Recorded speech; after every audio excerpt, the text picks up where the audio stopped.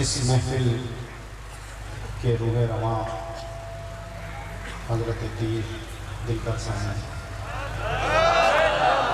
اور اسٹیج پہ موجود دیگر علماء کرام اور مشائخ اکرام اور میرے سنی بھائیوں، السلام علیکم ورحمۃ اللہ۔ آج کی یہ محفل عظمت والدین مصطفیٰ صلی اللہ علیہ وسلم ورضی اللہ عنہما اس عنوان سے عنوان کی گئی۔ والدین مصطفیٰ حضرت آدم علیہ نبینا علیہ السلام سے لے کر حضرت عبداللہ تک سب کے سب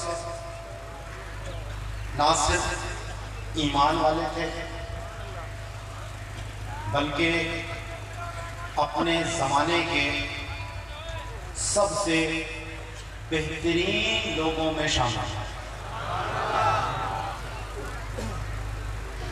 میں نے آپ کے سامنے سورہ توبہ کی آیت کا ایک حصہ بیان کیا ہے کہ اللہ نے جب اپنے حبیب علیہ السلام کے اس دنیا میں تشریف لانے کا ذکر فرمایا تو فرمایا لَقَدْ جَاءَكُمْ رَسُولٌ مِّنْ أَنفُسِكُمْ کہ تحقیق تمہارے پاس تشریف لائے ایک رسول تم ہی میں سے۔ دیکھیے ہمارا یہ عقیدہ ہے کہ اس کائنات کو اللہ نے عدم سے وجود بخشا۔ ایک وہ وقت تھا کہ یہ زمین و آسمان، چاند سورج، انسان جنات، کوئی مخلوق موجود نہیں تھی، صرف ایک اللہ کی ذات۔ اللہ رب العالمین نے اپنے ارادہ ازلی سے اس کائنات کو جب پیدا کرنے کا ارادہ فرمایا تو سب سے پہلے اس نے حقیقت محمدیہ کو پیدا فرمایا، جس کو ہم نور محمدی کہتے ہیں۔ اس نور محمدی کی حقیقت کیا تھی یہ اللہ ہی بہتر جانا، اور یہ ساری کائنات رسول اللہ صلی اللہ علیہ وسلم کے اسی حقیقت یا نور سے اللہ نے پیدا فرمایا۔ ہماری جانوں میں بھی حقیقت محمدیہ موجود ہے، اس کائنات کے ذرے ذرے میں حقیقت محمدیہ موجود ہے۔ اسی لیے یہ کائنات جب تک ہے حقیقت محمدیہ قائم رہی۔ امام اہل سنت مجدد دین و ملت پروانہ شمع رسالت امام احمد رضا خان علیہ رحمت الرحمن نے فرمایا وہ جو نہ تھے تو کچھ نہ تھا، وہ جو نہ تھے تو کچھ نہ تھا، اور وہ جو نہ ہو تو کچھ نہ ہو۔ یہ دعویٰ ہے۔ اب اس کی دلیل کیا ہے کہ وہ جو نہ تھے تو کچھ نہ تھا، اور وہ جو نہ ہو تو کچھ نہ ہو، کہ جان ہے وہ جہان کی اور جان ہے تو جہان ہے۔ اس کائنات کی جان حقیقت محمدیہ ہے۔ تو اللہ نے اپنے حبیب کے اس دنیا میں جب آنے کا ذکر کیا تو یہ نہیں کہا کہ رسول پیدا ہوئے، بلکہ کیا فرمایا؟ تشریف لائے، جا کر اور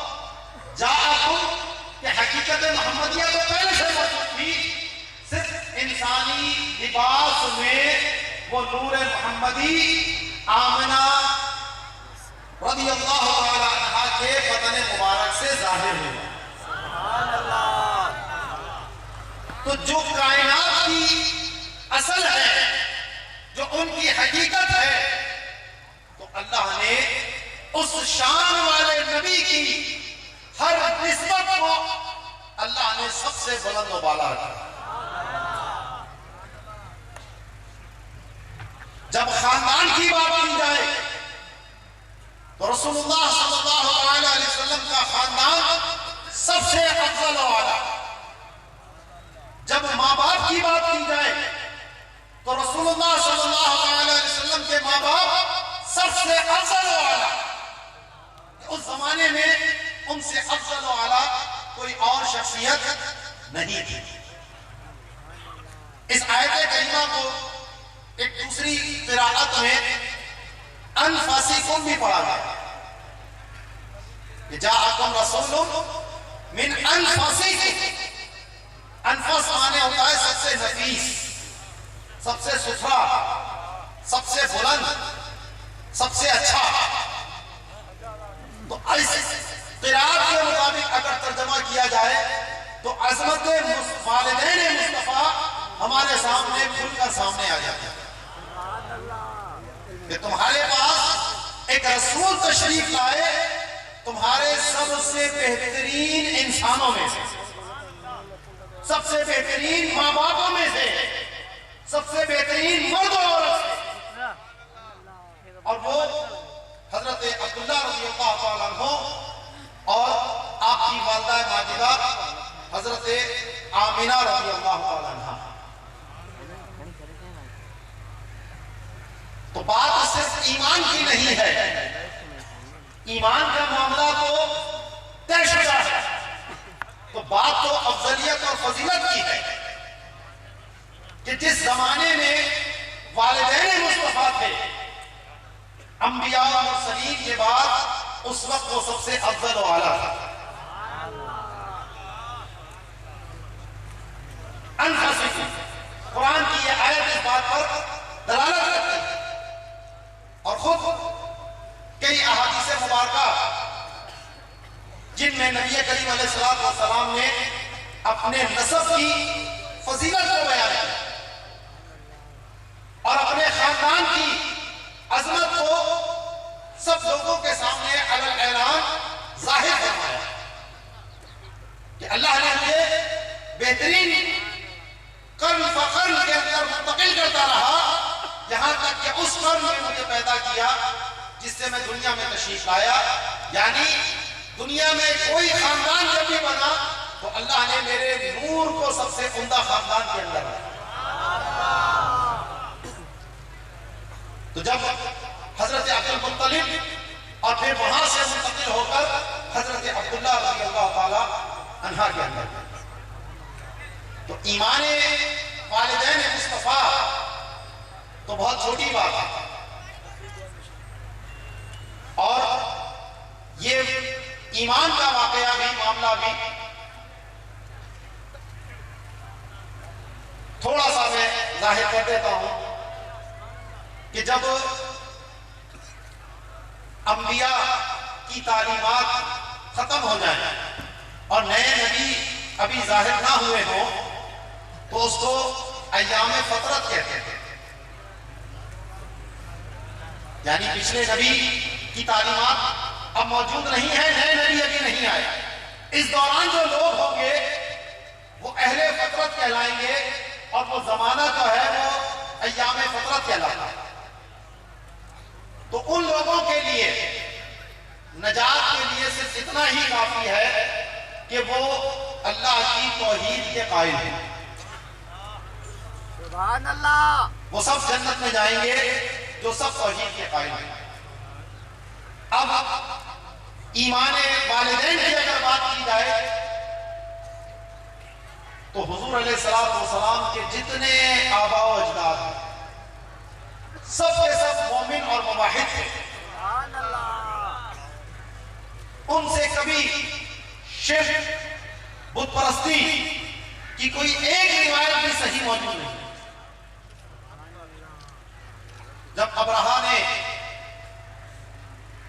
حملہ کیا، ہاتھی لے کر آیا، حضرت عبد المطلب کے اونٹ اس نے پکڑ لیے.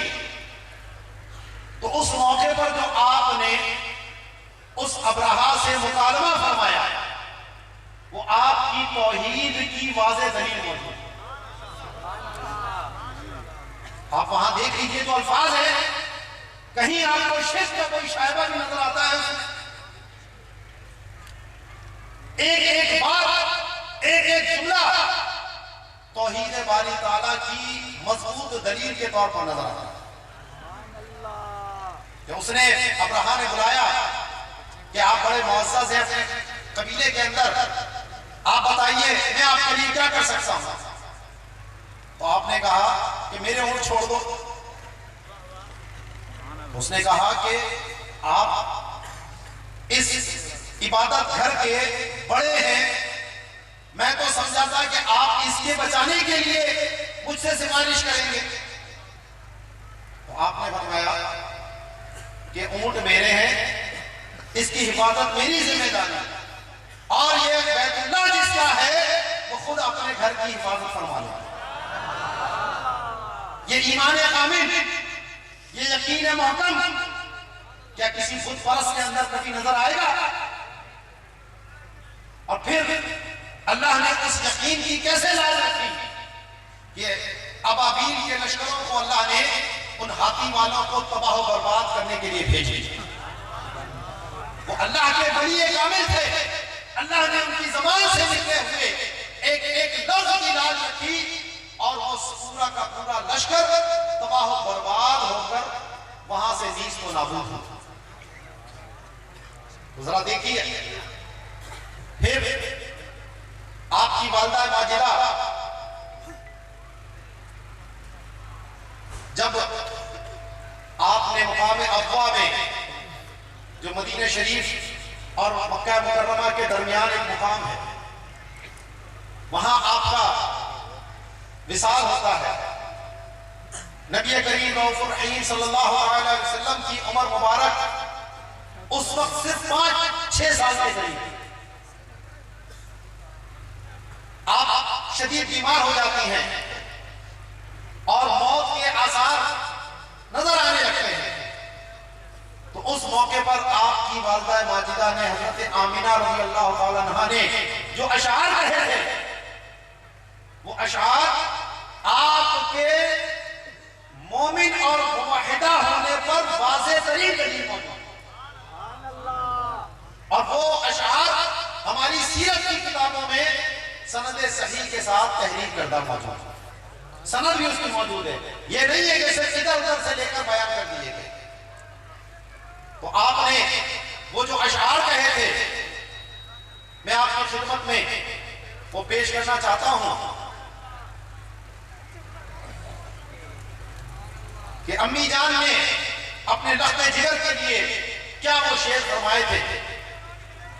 تو فرماتی ہیں بارک فیک اللہ من غلامی یا ابن الذی من حومت الحمامی، کہ اللہ برکت دے تجھ میں اے بچے جو اس ذات کا بیٹا ہے، اس شخص کا بیٹا ہے جو موت کے گرد چکر لگا چکا، یعنی آپ کے والد کا انتقال ہو چکا. نجا بعون الملک المنعامی، کہ وہ نجات پا گیا ہے انعام و کرام والے بادشاہ کی مدد سے. تو دیکھیں اللہ کی توحید کی طرف کیسے اشارہ. فَوَدَا غَدَاءَ الضَّرْبِ بِالسِّهَامِ بِمِئَةٍ مِّنْ إِبِلِ سَوَامِ، کہ جس دن قرآن نکالا گیا 100 اونٹوں کے ساتھ فدیہ دیا گیا. یہ اشارہ ہے اس طرف جب حضرت عبد المطلب نے منت مانی تھی تو کہ اپنے ایک بیٹے کو قربان کروں گا، تو قرآن میں حضرت عبداللہ کا نام نکلا تھا، لیکن آپ ہم کو اتنے پیارے تھے کہ آپ نے اس کے بدلے میں 100 اونٹ اللہ کی راہ میں قربان کیے. تو فرماتی ہیں في المنام فإنك مبعوث إلى الأنام. اے میرے بیٹے، جو میں نے خواب میں دیکھا ہے وہ سچ ہے، تو تو سارے لوگوں کی طرف رسول بنا کر بھیجا جائے گا. من عند ذی الجلال والاکرام، اللہ جو جلال اور عزت والا ہے اس کی طرف سے تجھے بھیجا جائے گا. فبعثت فی الحل وفی الحرام، تیری نبوت صرف اس حرم تک نہیں ہوگی بلکہ پورے حل یعنی دنیا کے اندر تیری نبوت ہوگی. دینی ابیک البر ابراہیمی، اور تیرا دین تیرے والد یعنی حضرت ابراہیم علیہ السلام ہی کا دین ہوگا. فواللہ انہاکی عن الاسنام اللہ توالیہا مع القوم مع الاقوام. تو میں تجھے اللہ کی قسم دیتی ہوں کہ تو بتوں سے دور رہنا اور لوگوں کے ساتھ تو ان کی محبت میں گرفتار مت ہو جانا. اب یہ اشعار کوئی کافرہ کہے گی، یہ اشعار کوئی مشرکہ کہے گی، یہ تو وہ ذات کہے گی جس کا اللہ پر پکا یقین اور پکا ایمان ہوگا، جو بت پرستی سے بیزار ہوگی. جبھی تو اپنے لخت جگر کو بتوں سے دور رہنے کی وصیت اور نصیحت فرما کے جا رہے ہیں. تو آپ غور کیجئے کہ یہ ہے والدہ آمنہ جو سرور کائنات کی والدہ ہے. تو اللہ نے اپنے حبیب علیہ السلام کو ہر برے نام سے بچایا ہے، بری شخصیت سے دور رکھا ہے. تو پھر وہ شکم اطہر جہاں آپ نے 9 ماہ گزارے ہوں وہ کس طریقے سے ایک مشرکہ و کافرہ کا پیٹ ہو سکتا. ہمارا تو عقیدہ یہ ہے کہ جس جگہ پر رسول اللہ صلی اللہ علیہ وسلم کا جسم مبارک اس وقت موجود ہے، روضہ پاک، وہ زمین کا حصہ اس کائنات میں سب سے افضل ترین جگہ ہے. وہ عرش اور کرسی سے بھی افضل ہے، کیونکہ اس جگہ کو نسبت مصطفیٰ جان رحمت کے ساتھ ہو گئی ہے. یہ جو نا عرش اعلیٰ سے اعلیٰ میٹھے نبی کا روزہ ہے، ہر مقام سے والا میٹھے نبی کا روزہ. تو روزے سے مراد وہ گنبد نہیں ہے، روزے سے مراد وہ قبر انور کی جگہ ہے جہاں نبی کریم علیہ السلام کا جسم اطہر اس وقت موجود ہے. تو جب وہ زمین کی جگہ جہاں نبی کریم علیہ السلام کا جسم اطہر لگ گیا تو وہ اس کائنات کے ہر مکان سے بلند و بالا ہو گیا. تو ذرا غور کیجئے اس شکم اطہر کی عظمت کا عالم کیا ہوگا جہاں میرے مصطفیٰ جان رحمت نے پورے 9 ماہ گزارے. وہ والدہ کی عظمت کیا ہوگی، اس عورت کی عظمت کیا ہوگی جس کے پیٹ میں، جس کے شکم اطہر میں اللہ کے حبیب نے 9 ماہ گزارے. اسی لیے قرآن کے اندر بھی اللہ نے اس کی طرف اشارہ فرمایا، الذی یراک حین تقوم وتقلبک فی الساجدین، کہ وہ ذات کہ جو تمہیں اس وقت بھی دیکھتی ہے کہ جب تم کھڑے ہوتے ہو، اور ہم تو آپ کا سجدے کرنے والوں کے اندر ایک سے دوسرے میں منتقل ہونا بھی دیکھتے ہیں. تو مفسرین کرام نے، کیونکہ قرآن کی ایک تفسیر ہوتی ہے، ایک تعبیر ہوتی ہے. تفسیر تو نقل کے تابع ہے، لیکن تعبیر آپ ہر اس معنی کے ساتھ کر سکتے ہیں جو شریعت میں منع نہ ہو، شریعت کے خلاف نہ ہو. تو یہاں اس تعبیر کے طور پر کہ یہ جو تقلب فی الساجدین آیا ہے، مفسرین کرام نے فرمایا کہ اس سے مراد حضور علیہ السلام کے آباء و اجداد مراد ہے. کہ آپ ہمیشہ ساجدین سے ساجدین میں منتقل ہوتے رہے ہیں۔ اب ساجد کون ہوتا ہے؟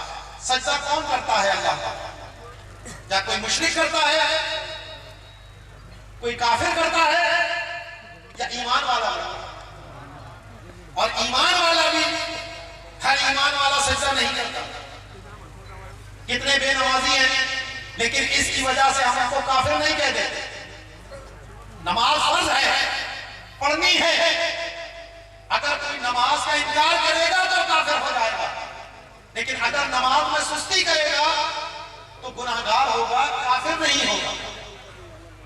اسے اپنے گناہ سے توبہ لازم ہے اور نماز کی پابندی بھی ضروری ہے، لیکن وہ ایمان والا ہی ہے۔ تو یہاں ساجدین کہہ کر اللہ نے آپ کے آباء و اجداد کے ایمان کا سرعام اعلان فرما دیا۔ اور میں نے کہا کہ آپ کے والدین ہر دور میں سب سے افضل و اعلیٰ ہے، یہ بھی میں اپنی طرف سے نہیں کہتا۔ مولا کائنات حضرت علی کرم اللہ تعالی وجہہ الکریم، مولا کائنات مولا المؤمنین، آپ سے روایت ہے کہ نبی کریم رؤوف الرحیم صلی اللہ علیہ وسلم نے ارشاد فرمایا کہ اس زمین پر ہمیشہ 7 لوگ ایسے رہے ہیں کہ جو ایمان والے ہیں اور متقی اور پرہیزگار ہوتے ہیں، اور ان 7 لوگوں کی برکت سے اللہ تبارک و تعالی اس زمین والوں سے عذاب کو دور فرما دیتا ہے۔ اتنا شرک ہوتا ہے، اتنا اللہ کی نعمتوں کا انکار ہوتا ہے، لیکن اللہ کا غضب پر اللہ کی رحمت حاوی ہے اور وسیلہ بنتے ہیں یہ 7 لوگ۔ دوسری روایت حضرت عبداللہ ابن عباس، حبر امت، سید المفسرین، فخر بنی ہاشم، حضرت عبداللہ ابن عباس رضی اللہ تعالیٰ عنہ سے روایت ہے کہ حضرت نوح کے زمانے میں جو طوفان آیا تھا سب ہلاک ہو گئے سوائے وہ کہ جو کشتی نوح میں بیٹھے۔ نافرمان قوم تھی، اللہ نے سب کو ہلاک کر دیا۔ آج جو یہ ڈائناسور اور ان چیزوں کی باقیات نکلتی ہیں تو ہم یہ کہتے ہیں جناب تم یہ بتاؤ کیسے ہلاک ہوئے سب چیزیں، ہمارے پاس تو دلیل موجود ہے کہ طوفان نوح میں جو کشتی نوح میں آ گیا بچ گیا اور جو رہ گیا وہ ہلاک ہو گیا۔ تو فرمایا کہ اس طوفان کے بعد اس زمین پر ہمیشہ 7 لوگ رہتے ہیں جو ایمان والے ہیں اور اللہ ان کی برکت سے عذاب کو دور کرتا ہے۔ آپ دیکھ لیجئے اس کے بعد کبھی کوئی ایسا عذاب نہیں آیا کہ یہ پوری دنیا تباہ و برباد ہو، سارے لوگ ہلاک ہو جائیں، چرند پرند تباہ ہو جائیں، کبھی نہیں آیا۔ تو وہ 7 لوگ کون ہوتے تھے؟ وہ اپنے زمانے کے سب سے افضل، اپنے زمانے کے مومنین، اپنے زمانے کے اولیاء، اپنے زمانے کے اللہ کے محب ہوا کرتے۔ اور الحمدللہ ان 7 لوگوں میں ہمیشہ والدین مصطفیٰ داخل اور شامل رہے۔ حضرت آدم سے لے کر حضرت عبداللہ، ایک ذات، ایک شخص، ایک عورت نہ صرف پاک تھی، طاہر تھی، بلکہ ایمان والی اور اللہ کی عبادت گزار اور اللہ کے اولیاء کرام میں شامل۔ میرے بزرگوں اور دوستوں، الحمدللہ یہ محفل عظمت والدین کے نام کی ہے اور ہمارا ایمان ہے کہ رسول اللہ صلی اللہ علیہ وسلم سے جس کو نسبت حاصل ہو جائے وہ سب سے افضل و اعلیٰ ہے۔ اہل بیت کو عظمت ملی کیونکہ وہ نبی کے گھر والے ہیں، صحابہ کو عظمت ملی کیونکہ وہ نبی کے صحابہ ہیں. مدینے کو افضلیت ملی کیونکہ وہ نبی کا شہر ہے. تو ساری نسبتیں، ساری افضلیتیں، ساری برکتیں، ساری رحمتیں صرف ایک ذات پاک مصطفیٰ کے صدقے سے کہ وہ اللہ کے حبیب ہیں. اور جو اللہ کے حبیب سے جڑتا ہے اللہ تعالیٰ اس کو بھی بلندی اور رفعت عطا فرما دیتا ہے. یہ امت سب سے افضل امت ہے. کیوں؟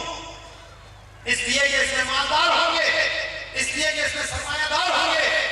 نہیں، یہ نسبت مصطفیٰ کا صدقہ ہے کہ اس امت میں داخل ہونے کے لیے انبیاء کرام بھی اللہ کی بارگاہ میں دعا کیا کرتے ہیں.